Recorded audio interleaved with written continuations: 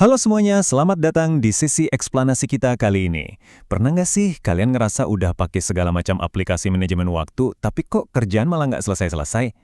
Nah, hari ini kita bakal membongkar habis-habisan ilusi dari kehidupan modern yang katanya harus selalu dioptimasi.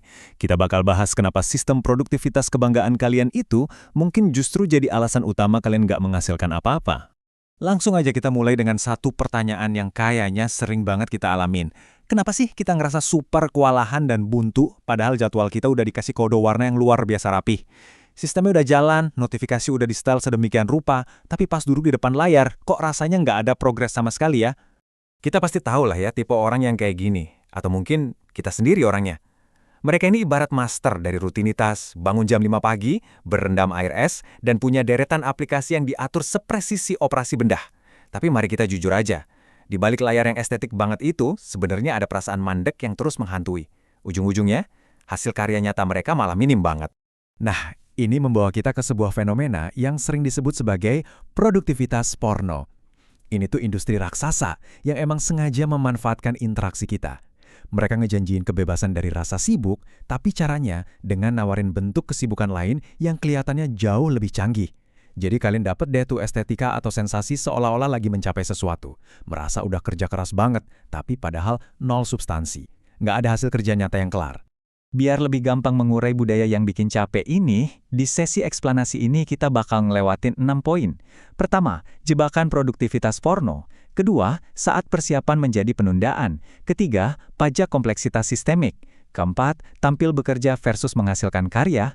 Kelima, memprivatisasi masalah struktural. Dan terakhir, gimana kita merebut kembali kehidupan yang tak bisa dioptimasi.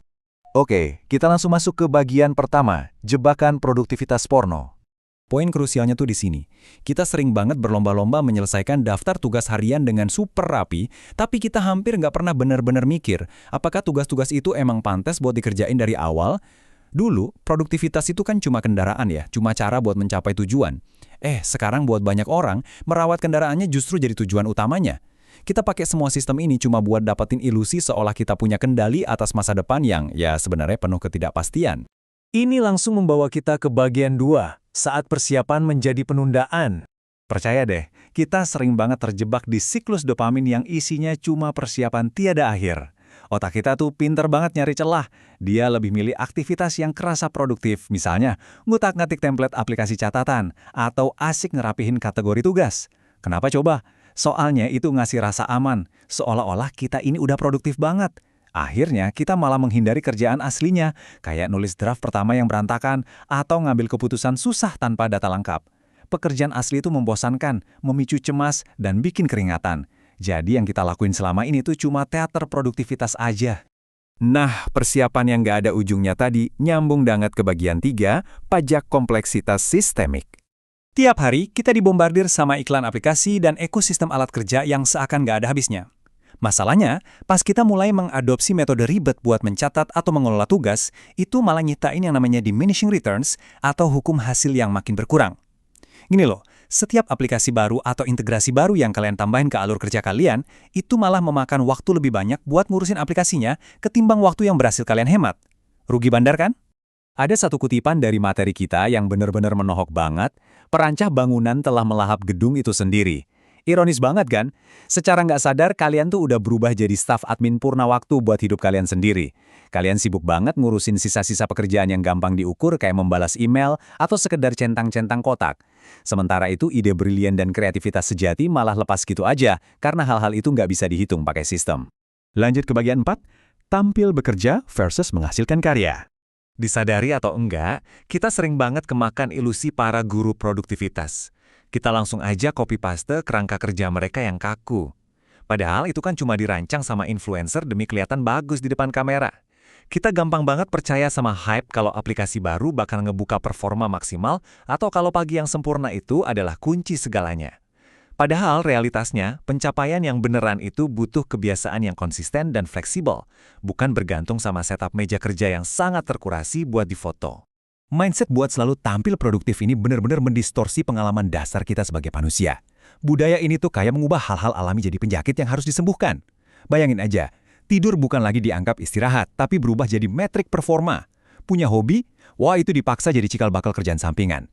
Terus liburan cuma direduksi sebagai strategi isi ulang energi biar bisa kerja lagi. Waktu luang yang murni buat santai malah dicap nggak efisien. Dan akhirnya, rutinitas pagi yang super kaku itu malah jadi ajang pamer status sosial, bukan lagi alat yang fungsional buat diri kita. Sekarang, kita bongkar tabir asap paling besar di industri ini. Di bagian 5, memprivatisasi masalah struktural. Ini poin yang benar-benar krusial. Budaya produktivitas itu jago banget mengalihkan masalah struktural jadi masalah pribadi kalian. Industri ini menggeser kesalahan dari beban kerja yang nggak masuk akal, dan manajemen yang berantakan. Jadi seolah-olah itu salah kalian karena kurang jago mengoptimalkan diri. Coba ingat-ingat ini deh, kalau kalian pusing tenggelam dalam rapat berturut-turut setiap hari, itu murni karena budaya perusahaannya yang rusak, bukan karena aplikasi kalender kalian kurang canggih. Sayangnya, industri ini emang sengaja bikin kalian merasa bersalah atas hal yang bukan salah kalian. Dan sampailah kita di bagian 6, merebut kembali kehidupan yang tak bisa dioptimasi.